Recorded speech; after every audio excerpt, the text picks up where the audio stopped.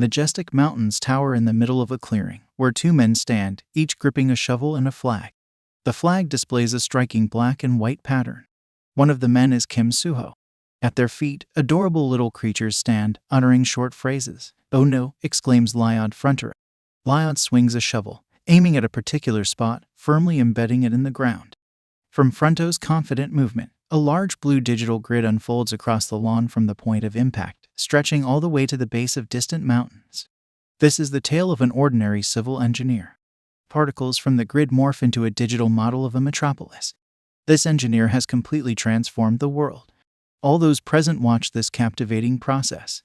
Lyod turns to his assistant Habiel with excitement, conveying that it's all about money.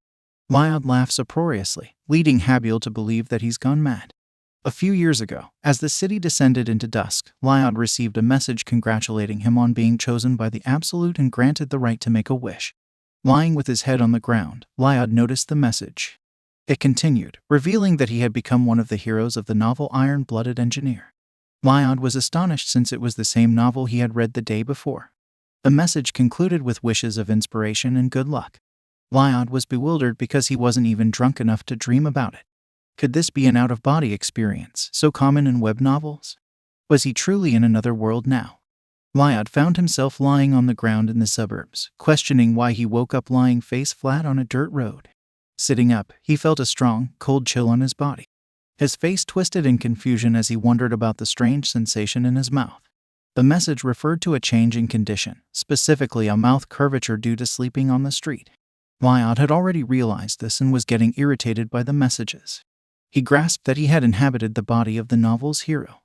But who did he become in the Iron-Blooded Engineer? A man who lives in a village and sleeps on the road. Suddenly, someone addressed him as master.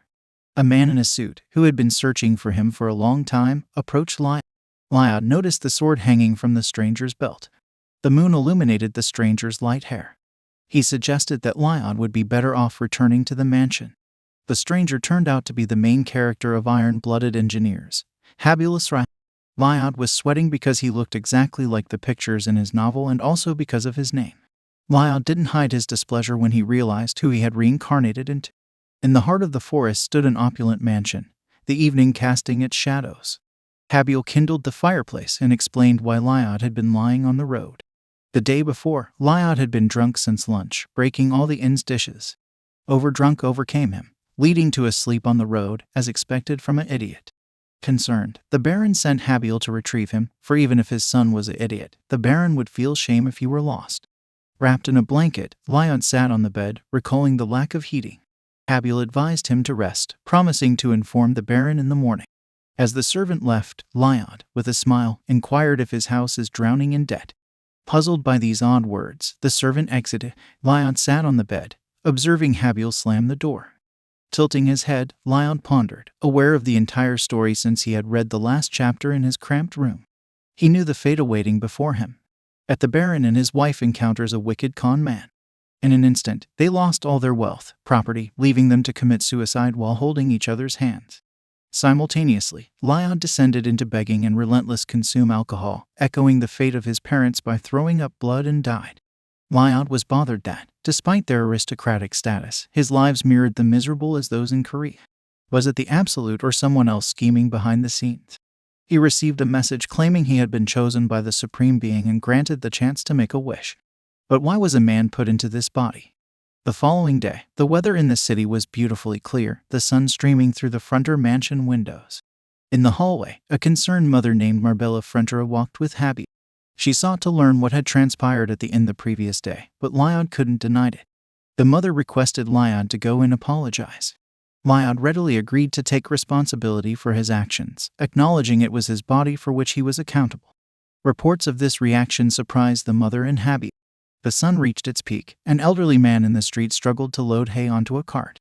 His attention was suddenly drawn to the men passing nearby. Habiel and Lyod strolled casually down the street. Lyod noticed the loader, who inexplicably hid behind the cart. Perplexed, the men continued walking, observing that all passers-by were trying to avoid them. Lyod grew increasingly concerned. A little boy peeked out of a house window. His father hastily grabbed him, warning not to look at them, and promptly closed the window.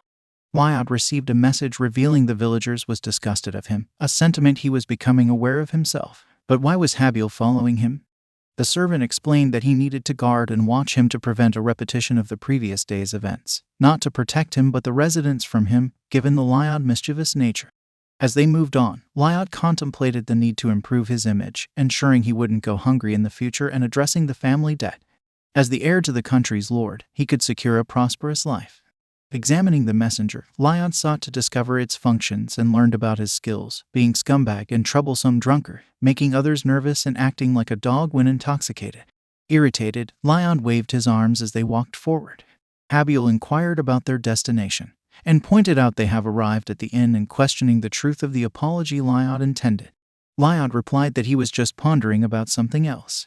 Habil gazed at him seriously, leaving Lyod perplexed. The servant sighed, suggesting they enter the inn. Lyod cautiously opened the door, revealing an unsettling scene. Broken furniture lay scattered on the tavern floor, a crack in the wall with a bull's skull hanging next to it. Seating himself, Lyod expressed to apologize for his mischief yesterday. The innkeeper was on alert, but with a trembling voice, he asked Lyod to stop, even appearing more frightened when the usually rascally Lyod spoke with respect. Changing tactics, Lyod attempted a bit of rudeness, an unconventional apology manner. The innkeeper, however, assured him everything was fine, and no apology was necessary, leaving Lyod embarrassed by the unexpected response. Strolling along the road, Lyod noticed that even after offering his apology, the innkeeper's expression remained sour. Habil agreed, understanding that the dishes and furniture he had damaged were bought with hard-earned money that deserved compensation. Lyod felt frustration because he was already in debt and couldn't get any close with any of the residents. Habil added that the innkeeper's mother's health worsened due to the cold winter, compounded by Lyod's unruly actions. Lyod remembered the chill in the inn, acknowledging that one fireplace couldn't adequately warm such a large structure. It would be challenging for the elderly to endure the cold until a floor heating system was invented. Abruptly, he halted. His focused expression indicated concentration. An image of a light bulb appeared in his mind, as if a current passed through it, illuminating it. Then, a thought entered his mind, and the light bulb emitted bright electric discharges. In his eyes, a newfound realization dawned, and an idea struck him. The light bulb released intense electric discharges, transforming into green particles that scattered, forming intricate block structures. Lyod realized that underfloor heating systems didn't exist in this world, and creating one could be a profitable project. Though it might be a distant dream for the real Lyod, but it is possible for Kim Soho reincarnated into Lyod's body. After all, Kim Suho was a civil engineer who, during his military service, had attempted to build a house independently, working tirelessly on construction sites day and night. This, he believed, could be the key to settling all the Baron family's debts. Lyod brimmed with enthusiasm, turning to Habil, announcing their return to the inn to secure their first order. A message informed him that his true journey was beginning, and he also received relationship points, currently standing at 0. Lyod contemplated the messages, interpreting them as some form of experience despite the lack of explanation. Another message arrived, revealing that he could earn RP by enhancing his relationships with the key characters. Suddenly, the Lyod noticed a blue sign above Habil's head, signaling a -30 in the level of interest towards him, indicating a likely low level. Undeterred, Lyod turned to the servant with a smile. His intention was to boost interest by complimenting Habil, but to his surprise, this tactic backfired, reducing Habil's interest by 1 point. Admitting defeat, Lyod decided to defer the matter, not wanting to worsen the situation. A beer tavern sign caught Lyod's attention. Methodically, he filled out the contract, naming the innkeeper as the customer and himself as the contractor. He stipulated that all construction costs would be deducted from the compensation for the damage. Holding out his pen for the owner to sign, Lyod sensed the lingering distrust. He couldn't afford to risk his grand plan from the outset, so he reluctantly adopted a more assertive approach. Lyod proposed that they should trust each other, emphasizing their frequent encounters. Surprisingly, it worked. The inn owner promptly signed the contract in fear. Nevertheless, the first contract was inked. Lyod was satisfied with his strategy, assuring the owner that he wouldn't regret it. White fluffy clouds adorned the sky. Stepping into the yard, Lyod shared with the servant that precise calculations weren't necessary, given the imperfection of his plan. Habil, however, directed his attention to the master, reasoning the signing of the contract through blackmail as a new level of misconduct. Lyod gave the servant a suspicious look, assuming Habil lacked logical thinking and familiarity with cognitive distortion, the belief that if things were a certain way in the past, they would remain so in the future due to deep-seated thoughts and stereotypes. Habil tried to rephrase it as experience and statistics, but Lyod insisted that experience and statistics are rooted in the past. Habil, bewildered by the turn of events, wondered if he had ever been so clear before. The servant glanced at his master, who declared they would bring smiles to the faces of the innkeeper and his mother. Lyod started digging with his shovel, believing these smiles would be the foundation of his money-making plan. Methodically, he dug, carried, tamped, and repeated the process while the servant silently observed. Lumber was taken from the Barn family warehouse, and Lyod constructed a central wooden frame using the traditional Asian denwood building method. River clay was applied for the exterior, and the hall was complete. Exhausted, Lyod lay on the ground, acknowledging the weakness of his body. Habil, surprised by the speed of construction, questioned where Lyod had learned such building skills. As a week passed through 3 stages of construction, Habil pondered whether Lyod would indeed honor the agreement. Despite the Lyod fatigue, there was no time to rest. Still completely exhausted, he had to cut wood with the last of his strength. As he swung the axe, he felt something holding his hands down. Habil intervened, grabbing the handle of his master's axe. Lyod, initially surprised, realized the servant intended to help. Lyod explained the need for boards of specific measurements, indicating the parameters with his palms. With confidence, Habil threw a few logs into the air, executed a clear swing, and concentrated on his aim. With skilled movements, he chopped the logs into smaller pieces midair, producing neatly finished boards of the right size. Lyod stood in awe, jaw agape at the impressive display. Expressing his appreciation for Habil, Lyod deemed the servant a true sword master who didn't require modern devices, reaching out with a hand on his shoulder. With a smile, Lyod casually mentioned that once he was done, he could help with the digging. Habil, shocked that the owner didn't express gratitude and instead put him to work, momentarily forgot about the changes in Lyod's character. Lyod, on the other hand, believed he was helping out of interest and contemplated the possibility of him cheating someone in the future. Eager to see the results, Lyod wanted to finish the job quickly, requiring them to work together. Though Habil felt uneasy about Lyod's approach, he recognized the changed demeanor and continued digging diligently. Sweat poured down Habil's forehead as they worked side by side. Eventually, Lyod's shovel became firmly embedded in the ground, signaling the completion of the construction. Standing side by side, they admired the finished house. Lyod confidently declared the construction's completion, prompting Habil to inquire about the letter depicted on the roof. Lyod explained that it was the logo of his brand, and he asked Habil to check what kind of trouble did he cause this time. From a nearby forest, Lyod brought wood and lit a fire in a special hole in the house's foundation. Smoke billowed from the chimney on the roof, providing warmth for the innkeeper and his mother. The innkeeper, astonished by the sudden change, thanked Lyod sincerely for bringing joy to his mother's face. Habil, witnessing the smiles just as Lyod had predicted, couldn't comprehend the transformation in his behavior and work ethic. Was it all for the sake of bringing smiles to people's faces? It seemed unlikely for Lyod to be that kind of person, but the warm, genuine smiles of the villagers brought happiness to Lyod. Lyod received a message indicating that Habil's interest level had increased by 2 points, now at -29. With improved relations, Lyod earned 36 points. Pleased with the change, Lyod assumed that Habil's opinion of him had shifted. Despite being in the financial trouble, Lyod considered the construction of the model home a successful advertisement for his services.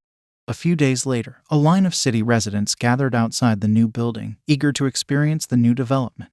After trying it out, everyone left, expressing that they felt almost melted. Lyod, sitting at a table, extended an offer to create similar rooms in their homes. He presented 2 models, allowing the option of either completing one room or renovating the entire house with a discount. Initially skeptical, a potential buyer hesitated to trust Lyod. Lyod emphasized the need for trust and illustrated that the price was nearly negligible. Suddenly, someone approached, his father, Arcus Frontera, expressing interest in his son's activity. Lyod's interest level in his father was at -20. This unexpected encounter took place in the grand estate of the Frontera family, around a long dining room table. Lyod found himself having lunch with his father, apprehensive about the looming conversation. What would he do if his father forbade him from pursuing his building ventures? Lost in these thoughts, his father interrupted, expressing readiness to hear Lyod out. Lyod disclosed that he had received an order from the innkeeper to create floor heating, and he had successfully fulfilled it. He was now entering contracts with other town residents. Aware of his father's stress on the townspeople and the value placed on honesty, Lyod assured him not to worry, though skepticism lingered in the air. Deciding to leave, Lyod's departure fueled his father's assumption that financial strain was driving his actions. His father, however, assured Lyod that he would handle the problem himself. In that moment, Lyod recalled similar reassurances from his father in the past, particularly when academic concerns weighed on his mind. Back then, he believed everything was fine and resisted acknowledging any difficulties, not wanting to suffer due to someone else's financial mismanagement. Now, he pledged to support his father and assured him that he would do his best, words he wished he had said a few years ago to his father in previous life. Walking down the corridor, Lyod took stock of the orders and deposits he had received. Encountered two men named Meatloaf and Shalio, known loan sharks, in the corridor. The Baron's son went unnoticed as the men entered his father's room. In their discussion, the Moneylenders expressed dissatisfaction with the delayed payment of over 5 days. Warning that they wouldn't tolerate further delays, Shalio suggested selling items in the house to generate the needed funds, leaving Arcus embarrassed. As Lyod observed from the doorway, the RP stood at 36 points, earned by improving his relationship with Habil. Unsure where to allocate these points, the messenger clarified that he could invest them in talent to enhance his skills. A shining blue circle appeared under Lyod's feet, revealing his knowledge in mechanics, soil hydrology, structural mechanics, water supply systems, and the design of steel and concrete structures. The messenger marveled at the extent of the Lyod knowledge, and Lyod decided to invest 15 points each in 2 skills. First, he gained knowledge of basic topographic surveying. His eyes gleamed with green light, and he discovered the ability to calculate everything without relying on GPS, using his own eyes. Then, he acquired the skill of basic level design, a significant help as he had recently struggled with drawing projects on paper.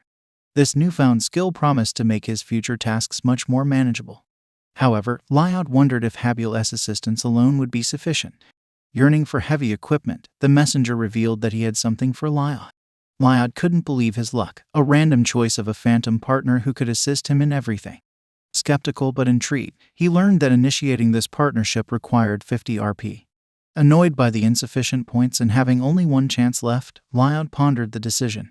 The idea of a phantom partner intrigued him, as their combined strength could rival that of heavy machinery. Determined to collect the necessary RP, Lyod recognized the need to make the main characters more interested in him. The moneylender banged his palm on Baron Fronter's desk, suggesting a way to secure funds even if one had nothing, a proposal to sell his wife and maid for a substantial sum. Arcus, though a creditor, felt furious at the outrageous suggestion. Maintaining politeness, he had to deal with the situation tactfully. As Lyod entered the room, placing his hand on the lender's shoulder, startled for once. Upon learning his identity, this moneylender attempted to provoke Baron Fronter's son by criticizing his alleged ill-mannered behavior. Lyod boldly demanded to see their invitation letter, leaving the men puzzled. He supported his demand with an article from the kingdom's basic law, emphasizing the protection of noble rights and interests. Lyod argued that their uninvited visit was an invasion. Outraged, the men dismissed his claims as nonsense, challenging the existence of such a law. To settle the matter, Lyod proposed they check the law together. Calling for a servant, Habil entered the room with his hand on his sword. Lyod angrily ordered Habil to cut off the invader's hand, shocking the men into thinking he had gone mad. Arcus suggested verifying the existence of such a law and contemplated whose side the court would take. Habil sheathed his sword, and the confused men, not expecting this turn of events, left threatening repercussions. Lyod, proud of his triumph, watched them leave. Arcus, puzzled by their actions, asked for an explanation, expecting persuasion on their knees in this situation. Silently, Lyod handed the sack to his father on the table. Initially, he had wanted to collect the entire deposit and give it to his father, but now it would suffice to cover the interest for the month. Arcus believed his son had gathered the money from the townspeople, but Habil assured him not to worry, vowing to ensure that Lyod fulfilled the contract terms. Seeing the trust Habil had in Lyod, Arcus realized it was time for the men to leave. They walked along the estate corridor. Curious, Habil inquired about how he knew such laws, considering him short-sighted in his opinion. He explained that he had heard it somewhere, and it was indeed true. Habil had said those words in the novel when the Baron and his wife passed away. During that scene, the moneylenders had wanted to acquire and sell their bodies, and it was then that Habil reminded them of an article from the basic law of the kingdom. Uttering those words, he took their lives with his sword, and in court, he was found not guilty. For Lyod, knowing the content of the novel proved to be a significant advantage. As expected, a new message arrived from the messenger. The message conveyed that Baron Frontera's interest in him had increased by 6 points. By improving his relationship with the main character, he earned 60 points, bringing his total to 61. Everything unfolded exactly as he had planned. The Phantom was already waiting for him in the moonlit night. At dusk, Lyod stood on the training ground, preparing for something. Ensuring there was no one around, he initiated the process of drawing a random fantastic creature, with one attempt requiring 50 RP. A green flash appeared next to him, particles forming into gears that rotated as a single mechanism, creating new elements. Lyod watched in fascination as the green particles took on the appearance of a spell. The mechanism made an unpleasant noise, and a bright light emanated from the middle of the circle, eventually forming the face of a small hamster-like creature. Lyod was puzzled by the sight of the creature, which happily jumped to the ground at his feet. The hamster, much smaller than him, was offended when called nonsense, and its eyes filled with tears. As Lyod prepared to leave, the hamster made annoyed noises, prompting him to inquire about its abilities and request a demonstration.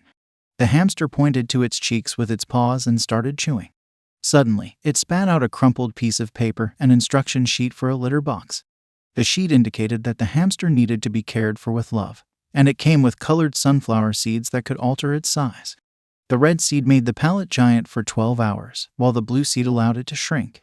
The hamster had to be given the blue seeds before the effect of the red seed wore off, and a set of 2 seeds cost 1 RP. The man wondered if the hamster could grow to the size of a human.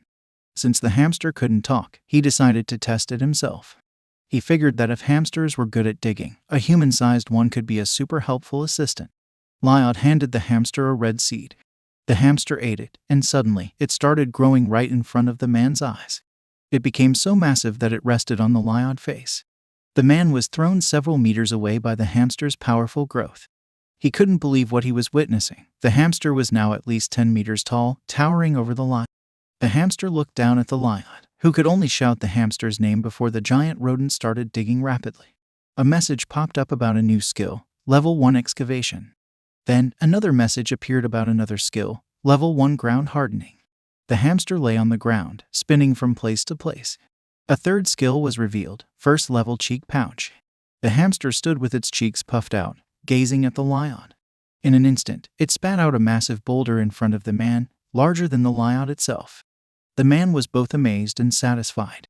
He had finally found a solution to the heavy machinery problem. However, if he showcased this magical hamster in public, people would grow suspicious. Ultimately, he decided to carry a book of summoning and present himself as a genius summoner. Next, he needed to tackle the challenge of finding workers for large-scale construction. White, fluffy clouds drifted across the sky, painting another ordinary and serene day in the city. Lyod stood on the beach surrounded by a team of workers, urging them to echo his mantra that safety was their top priority. The men appeared groggy and unfocused, not unexpected from the 30-man army of the barony of Frontera. Lyod couldn't help but chuckle at their responses. They answer like soldiers who don't work but get paid. He pondered why they hadn't been disbanded yet, considering the Baron's substantial debts. Consequently, there won't be any additional labor costs. It's a relief for him. He has the manpower now. Lyod took a moment to address the workers, emphasizing the importance of their unity. He reminded them that the army's purpose was to accomplish tasks, drawing from his own military experience where digging and weeding often outweighed traditional training. Pointing to a mound of earth, he cited it as a physical outcome of their night's hard work, even though the entire pile had been excavated in just half an hour by the hamster. Their primary objective was to revive the estate through a heated room house project for the community.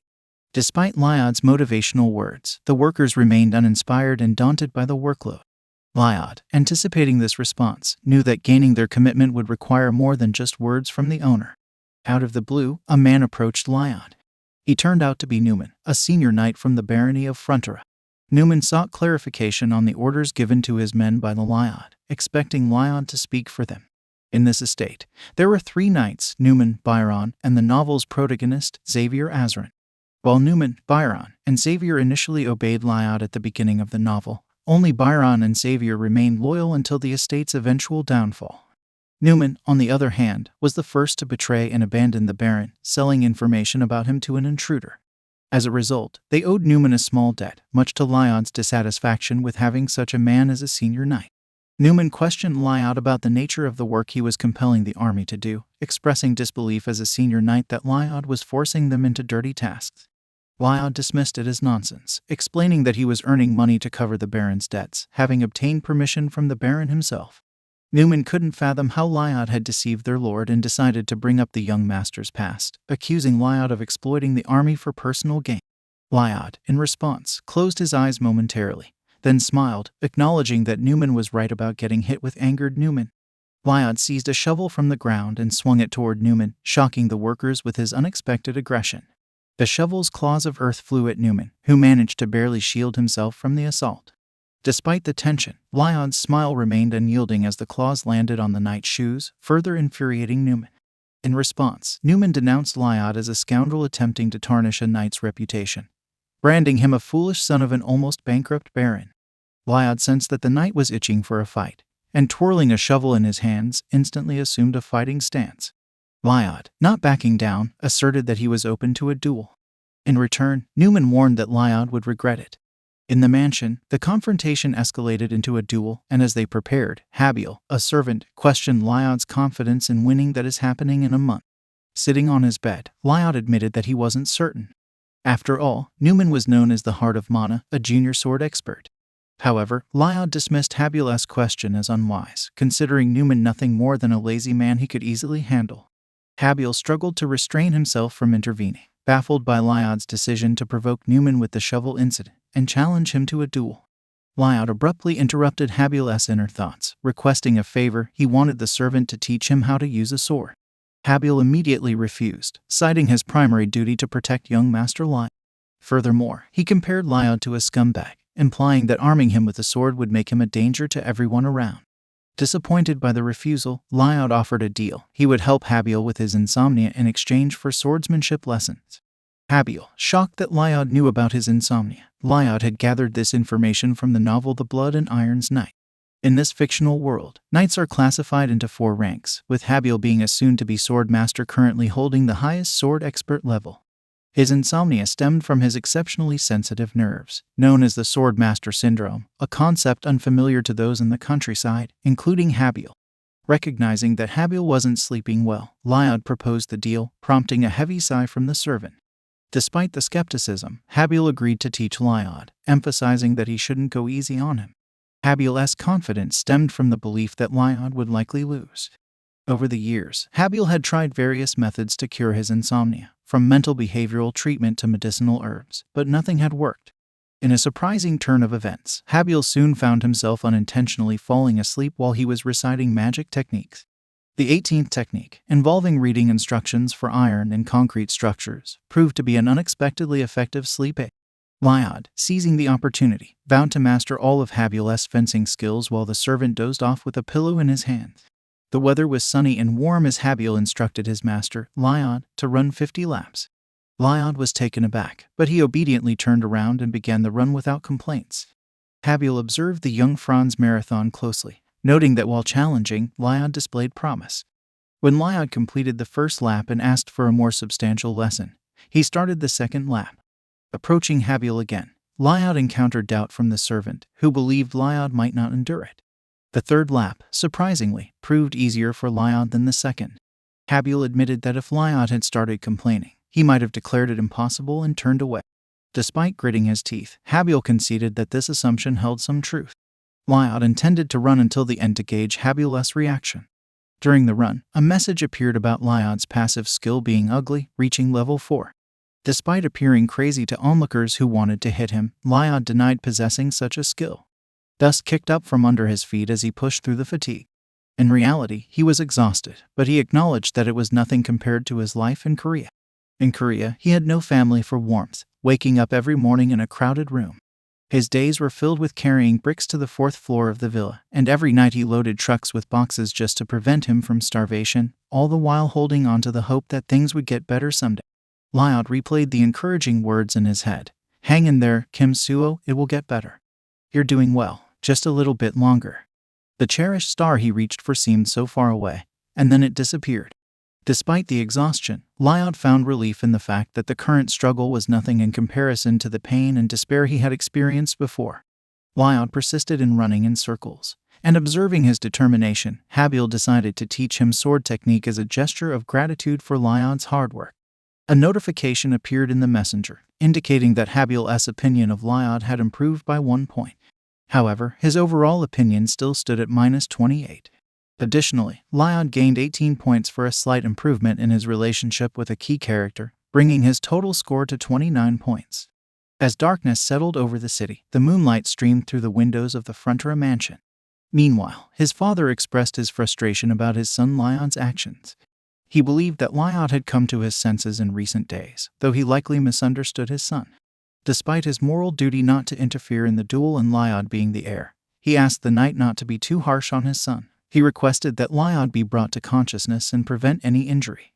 Newman accepted the Baron's request, but he harbored doubts about whether he could achieve it during the ongoing. Newman harbored a firm intention to put an end to Lyod, the young scoundrel, once and for all. If the Baron made a fuss about it, Newman planned to have him and his wife killed, making the crime appear as suicide.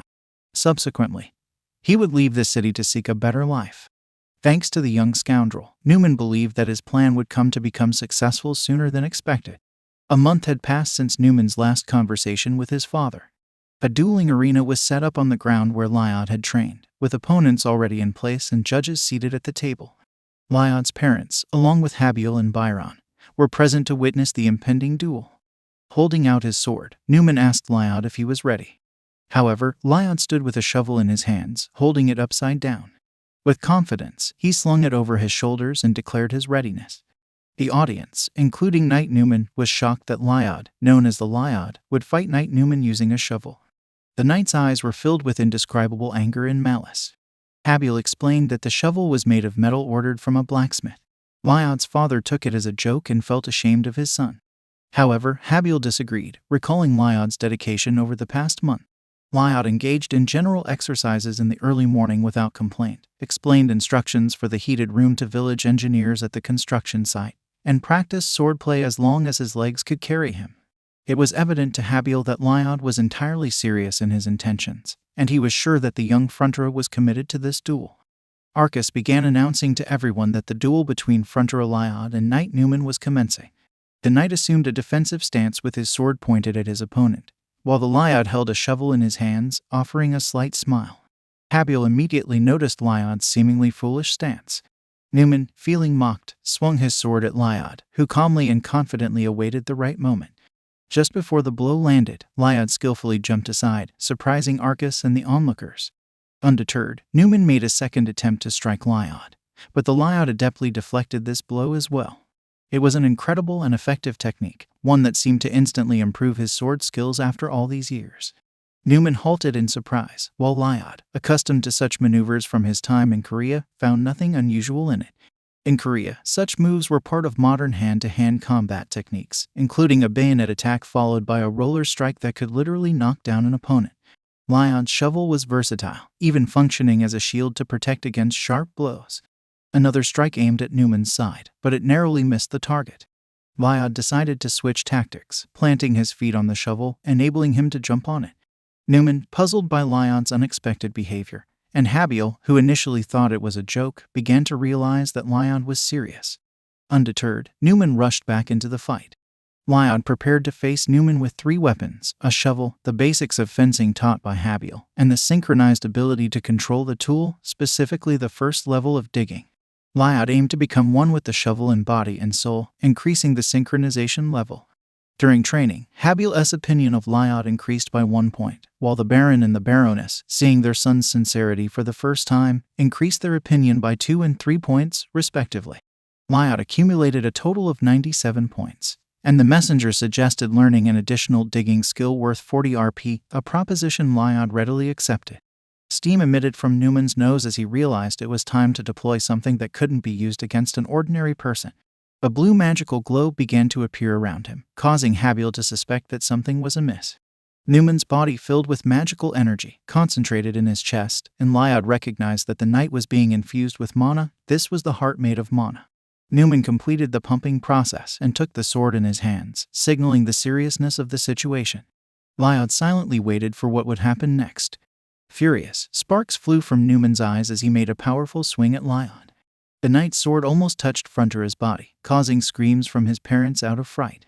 While worried, Lion didn't give up. Habil knew that it typically took at least 5 years to develop a mana heart, leading him to doubt that the young master could block such a powerful attack. Despite the perilous situation, Lion stood firm. Newman, eager to finish off young Frontera, swung his sword with great force. To their astonishment, Lion, armed with his shovel, withstood the incredibly powerful attack. Newman, bewildered, couldn't comprehend how his opponent resisted, feeling his strength leaving him. This was the fourth skill that Lion had prepared, a technique known as the Asrahan core technique. Through a connected sword and shovel, Lion absorbed all of Newman's mana, draining him completely. Focusing like never before, Lion delivered a powerful swing with the shovel to Newman's face, sending a snow-white tooth soaring into the sky. Before the knight could recover, another tooth flew out as Lion dealt another epic blow with the shovel's handle. Raising the shovel high above his head, Lion cast a humiliating glance at his now defenseless opponent. Newman, completely frightened, fell face first to the ground. The spectators were in shock at this unexpected turn of events. Arcus and Habil looked at their Lion with pride, as everyone considered him crazy. No one could believe that the young master of the Lion had defeated Newman. The Baron announced that Frontera Lion had won the duel. Lying on the ground, Newman pondered how this seemingly unassuming man could defeat a master swordsman like himself. Lion approached the fallen knight to emphasize his victory, causing Newman to feel shaken. Suddenly, Lion raised his shovel, threatening to deliver one last punishment to the toothless knight. Newman lay on the ground, awaiting Frontera's actions, while the father turned to his son to understand what he was doing. However, Lion, absorbed in the moment, didn't care, as the time for reckoning had come. The father turned to his son with horror on his face, urging him to stop. Guards rushed to the Lion, pulling him away from the knight and pleading with him to cease his actions. Byron and even Habil believed that Lion had lost his mind. Lion eventually calmed down and requested the guards to let him go. Newman, covering his head with his hands, lay motionless on the ground. Once released, the Lion suddenly erupted and began to beat his opponent on the back. The guards attempted to intervene, but their efforts proved futile. Observing closely, Habil suspected that Lion was hitting him in a way that wouldn't cause severe harm. Lion's demeanor remained calm, as if he knew in advance what would happen next and was already aware of the unfolding events. 15 days before the duel, Lion asked his servant, Habil, to teach him the Asrahan mind technique. Habil was surprised by this request, as Lion seemed to know about a technique that had always been kept secret and hadn't even been completed yet. Lion defended his knowledge, claiming that Habil had spoken about it on the day he helped him sleep. Although confused, Habil refused to teach him the technique. However, Lion insisted that he would help complete it after learning it, displaying unwavering confidence. Lion planted his sword in the ground, suggesting that his mana heart might naturally absorb mana from the surroundings, causing it to rebound. He realized that from his heart's perspective, external mana was foreign. To prevent mixing, Lion proposed connecting it separately, rolling it up and utilizing it like an auxiliary engine near the main engine, two parts making up a whole but working independently. Habil, despite not understanding the reference to an engine, believed it could work. Lion, excited by the idea, imagined it and felt it could succeed. The look on his face indicated that Lion knew something, enabling him to complete the Asrahan mind technique that had troubled Habil. The number of contours he could create had increased to 3. Continuing his practice, Lion aimed to reach 4 or even 5 contours. A report came in that Habil's savior's opinion of him had increased by +5. Lion had edited these words, focusing only on mastering the part about absorbing mana on touch. Habil had expected Lion to defeat Knight Newman given the young master of the Lion unique ability, but the victory surpassed expectations. As Lion stood up, his father shouted for him to stop, concerned about the knight's reputation. Lion, surprised by the emphasis on the knight's reputation, complied. To clarify his actions, he asked his father to check under the tablecloth on the table where he had been sitting. Arcus lifted the tablecloth and found a pile of envelopes with letters. Lion explained that these letters were evidence against the scoundrel who had been causing damage to the Baron's estate all along, and they were written by Knight Newman. The letters detailed events in the estate, the Baron's likes and dislikes, and instructions on forging fake property documents, essentially everything Newman had shared. Newman was shocked, as he believed he had safely hidden the letters within the walls. Following the novel's script, Xavier would eventually find them later in the story, and the previous night, Lion had sent a hamster to retrieve them, successfully completing the errand. Arcus was stunned by the revelation. In the novel, he was depicted as a good man, and doing away with him now would cause a great uproar. Lyot offered his assistance in dealing with Newman, proposing a punishment involving placing an angry rat on the knight's head, followed by being chased out of the estate and potentially mutilated by rats. Alternatively, Newman could be demoted to the level of an ordinary soldier, giving him the chance to correct his actions. The people expressed outrage at the severity of this suggestion, deeming it unacceptable. Arcus, considering it too harsh, decided to give Newman a chance for change, with a stern warning that it would be his last. Byron also supported this judicious decision, seeing it as a valuable warning for others. The Baron's decision received unanimous agreement. Lyot asked Newman if he had any objections, to which the knight replied that he did not and expressed gratitude for the mercy shown. Lyot, moved by the gesture of mercy, contemplated whether treating criminals with kindness and forgiveness would lead to correction of their mistakes or encourage them to take advantage of such kindness. Newman, however, believed that Baron Frontura would ultimately regret his decision, as he vowed to seek revenge against him and his son. Lyot noticed that the knight, Newman, smiled and declared that this smile would be his last. Confused, Newman didn't understand what Lyot had in mind. The young Frontura soldier then pulled out his pocket hamster, Pong, and cheerfully handed him a red seed. Lyot threw the furry creature high into the sky with a cold expression. It was his way of making punishments. In midair, Pong quickly cracked open the seed shell and consumed the seed inside. After the snack, the hamster began to grow in size, expanding rapidly with each passing second. The jaws of Lyot's parents dropped at the spectacle. Habiel, alongside Byron, also watched in suspense. Spectators and town residents alike were left puzzled, surprised, and somewhat scared. As the giant furry beast descended, Lyot dashed for cover, while Newman sat there in disbelief, one eye open as the other had been damaged in the earlier duel. The hamster hurtled toward the knight at breakneck speed. Newman, realizing he should escape, tried to run, but it was too late. The hamster landed with a thunderous crash right where Newman had been sitting. The impact created a massive dust cloud, and the ground around the hamster was marred with cracks and crevices. Despite feeling sorry for the knight, Lyot ordered him to drive the hamster away, resolving the issue with the troublesome person residing in the manor once and for all. Under the sunny warmth of the day, the giant hamster diligently and quickly dug up the ground, creating a canal through the entire street in the city. When Habiel asked Lyot about Pong's current activities, he replied that his rodent was preparing to widen the road. In this unexpected turn of events, the timid engineering unit labor had transformed into a surprisingly hard-working craftsman. Once upon a time, in a city named Rome, the inhabitants had a deep affection for roads. They constructed a special road system known as the Appian Way, and now a similar endeavor was about to unfold. Lyot planned to initiate a road construction project starting from the Baron's mansion and extending to the eastern hill. Habiel, surprised by the idea of building a road in their town, sought an explanation from Lyot.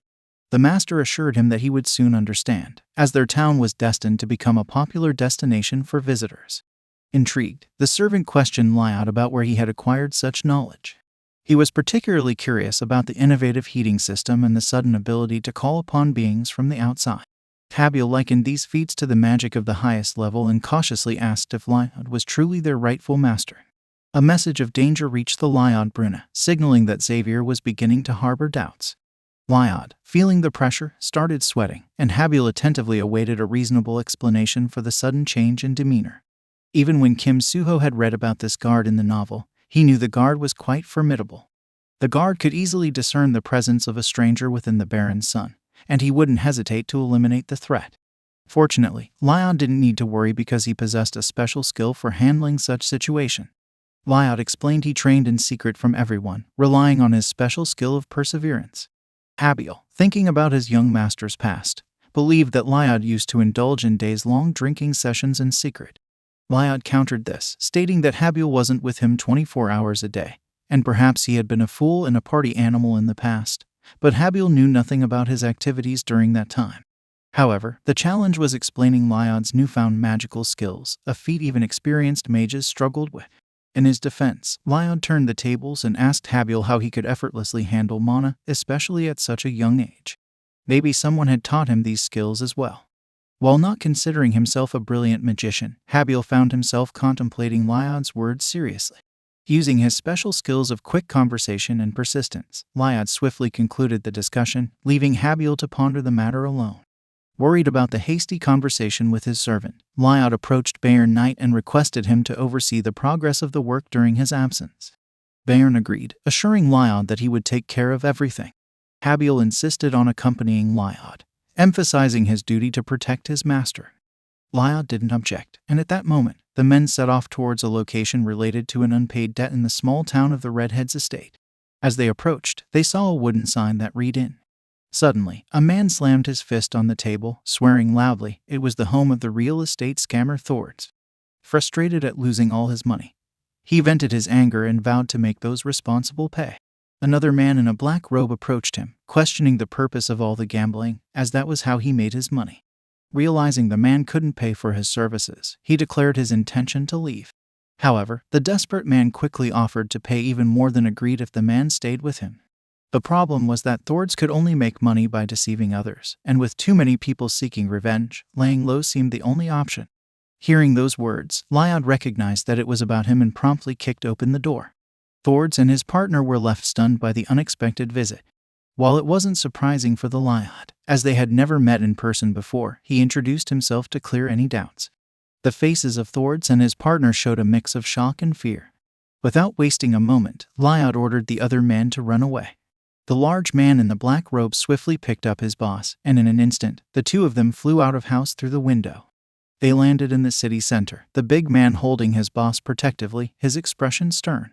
Standing opposite them was Habil, sword in hand.